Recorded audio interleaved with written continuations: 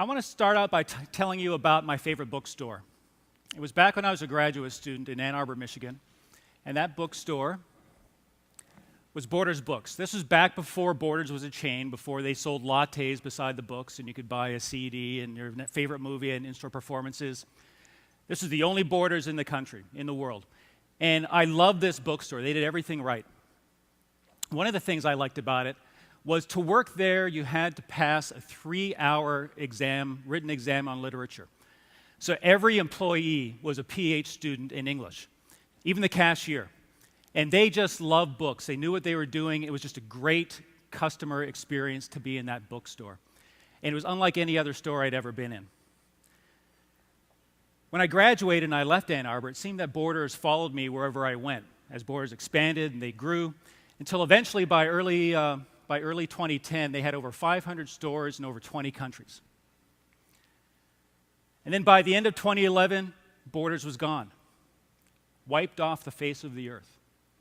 And if you go to borders.com today, you get forwarded to Barnes & Nobles. So what happened to my favorite bookstore? Simple.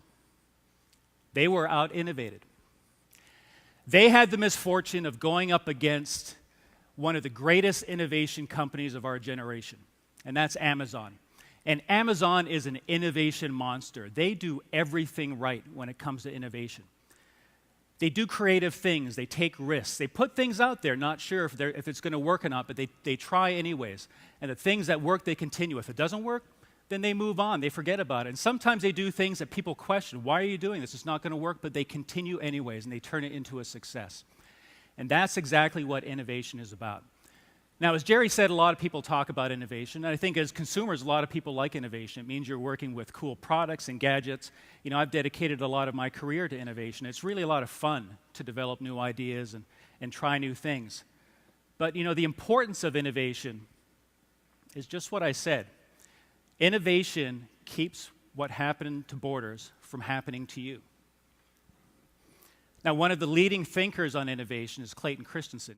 And he has a theory that he calls the innovator's dilemma. And he believes that what happened to Borders is they were a victim of the innovator's dilemma. What the innovator's dilemma is that if you're successful, if you're a big company, you're doing everything right, you've got happy customers, you are in danger of being commoditized and failing. And the reason is because when you're so successful, you think you've cracked the code, that you don't have to improve anymore, that you're done taking risks. And that's absolutely not true, because if you don't continue to improve, someone else is going to come and improve on you. And that's what happened to Borders. They were commoditized, and they disappeared. And that is why innovation is important. Now, I think a lot of people realize that innovation is important. This survey from PricewaterhouseCoopers just last year found for the first time that CEOs are now saying that innovation is the #1 opportunity for them to grow their market. In another survey from last year by Booz & Company, they found that looking at 1,000 companies in many different industries, the top profit earners in any industry were also the top innovators in those industries. In another survey from last year, 93% of CEOs said that innovation was among their company's top priorities, yet less than 35% of them said they actually knew what to do about innovation, said they had an innovation program in place. So people know about innovation, they know it's important, but not a lot of people know what to do about innovation. Now, that absolutely wasn't the case with Jerry Ruzicka. When he was made president over a decade ago, he started what I call an innovation journey for Starkey. He put Starkey on an innovation journey to try to make Starkey the innovation leader in our industry. And I joined that journey in 2004 when I was hired to open an innovation center for Starkey. And that center became the Starkey Hearing Research Center in Berkeley, California. And along that journey, I encountered many problems, many challenges about innovation. That's part of what I want to talk to you about today. And so one of the first challenges I had, even before doing anything with the center, is really trying to define what innovation is. Because I think there's a lot of confusion about innovation, because the term is used so often, I think it's misused. And I came upon a definition that I really liked, and it really, I think, defined what our goal was at our center. And it really allowed people to sort of, get on the same page. And that definition is simple. If something is new and it provides value, then it's an innovation.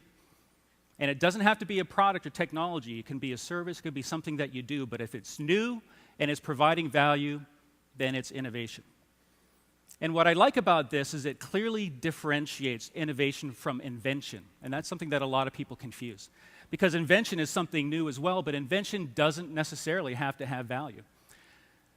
So when we opened the research center, we filled it with a lot of really smart people. We had a lot of great ideas. We had a lot of inventions, but not all of them would bring value to Starkey, and not all of those ideas would bring value to you and your clients. So they weren't innovations. So if we really wanted to focus on innovations, we needed to focus on the ideas that would bring value. Now, I think a great example of this differentiation is something a lot of people know about now because of the biography that came out not too long ago, but I'll tell you about it anyways. Xerox has a research center in Palo Alto called Xerox PARC. And back in the 70s, these guys were doing amazing things. They developed the first computer mouse, the first graphical user interface where you just click on an icon and things happen instead of having to do a command line interface. The first what you see is what you get sort of Word document program. And this was in the 70s, before anyone had seen any of this. So they were amazing inventors, but they were really poor innovators because they never actually got this to market. They never made it useful for anyone. Now someone made the mistake for Xerox, I think it was a benefit for us, of inviting Steve Jobs to visit Xerox PARC in 1979. And he came in and he saw these things and he said, wow, what kind of potential do we have here if we were to bring this to market? And that's exactly what he did. So just a few years later, with the Macintosh, he introduced what we think of as the first computer mouse, the first graphical user interface, the first what you see is what you get screen. He took an invention and he made it an innovation. And that is the genius of Steve Jobs. They don't necessarily do all the creations, but they make them innovations. They bring value to the people. And so it was important for us when we were thinking about what we wanted to do at our center, that we differentiate between invention and innovation, because we wanted to make sure that everything that we did had the highest chance of bringing value to you. And I think we were successful at this. If you look at some of the projects that we initiated in those first 2 years, those eventually became Voice IQ, Spectral IQ, and SoundPoint, among several of the projects that we kicked off right away. So we were able to identify, I think, the value of all the different ideas that were developed. But if I take a step back a bit and really think of one of the first challenges that I had in this innovation journey with Starkey, and that was, a simple question, which is how do you hire for innovation? And one way you can address this is looking at other companies who are successful at innovation. And if you do that and you look for common characteristics, you find that there are similarities among innovation leaders. They have creativity, they're risk takers, they communicate well amongst each other, and they collaborate. Now, if you look at specific companies, Facebook, for example, tries to hire every engineer as an entrepreneur. So they look for entrepreneurship in people's background.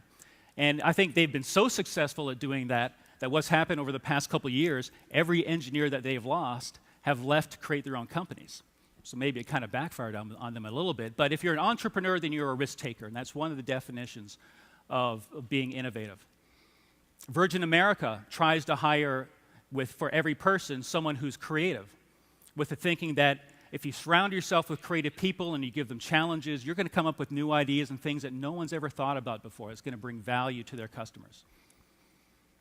In a survey last year 2 years ago, of over 1,000 CEOs, the number one criteria that they said they hired for was creativity, above integrity, even above dedication.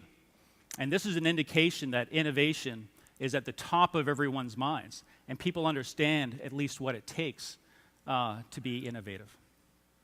And so that's what drove us when we hired for our innovation center. We wanted to bring in creative people, and we did that by hiring a bunch of people with completely different backgrounds. In fact, people who knew nothing about hearing aids, theoretical physicists, neurophysicists, speech scientists. And we did that because by bringing different people together with different perspectives, you can develop new ideas. You can take age-old problems and bring in someone who has a different tool set and a different kind of understanding. And you can develop new ideas that way. And I think we were very successful in doing that. But that raised another problem, another challenge along this innovation journey, because we were so successful at our center in Berkeley, which is fairly small, that we decided to expand it on a large scale back into headquarters at Minnesota. So we went from having about 6 or 7 people at our innovation center to having that group in California and about another 40 people in Minnesota. And that raised completely different challenges for innovation. So instead of just talking to people on a day-to-day basis about how things are going, now you've got a huge group and you have to manage it on a very large scale. And so the next challenge I had was, how do you manage innovation on this larger scale? Well, if you talk to anyone who has worked for me, they'll tell you something that I say over and over and over again, and that's innovation is a process. You can manage innovation as a process, just like you have a process for manufacturing, or a process for repair, or a process for how you do accounting. You can create a setup which will manage ideas as they're created and take them through the process all the way through the market. And this helps the researchers develop the ideas, and it helps carry them and continue that value to you. And one of the things that we've put in place is a concept that we call failing fast. And what this means is, when you have ideas, they're not perfect. They're not 100% ready to go. So what you want to do is you want to find out what are the problems as quickly as possible. You want to get that idea to fail as fast as possible so you can improve them as quickly as you can. You don't want to spend a lot of resources and maybe take that idea up to the point of product launch only to realize you've got some real problems with say, your signal processing algorithm. You want to find that out early so you can address it. And a lot of companies do this. A lot of companies do failing fast. In fact, John Lasseter, who's the chief, the chief technology officer at Pixar, he talks about failing fast with the movies that they make. And the example that he gives is with Finding Nemo. What they did, when they had the script and they were ready to go, they had a director.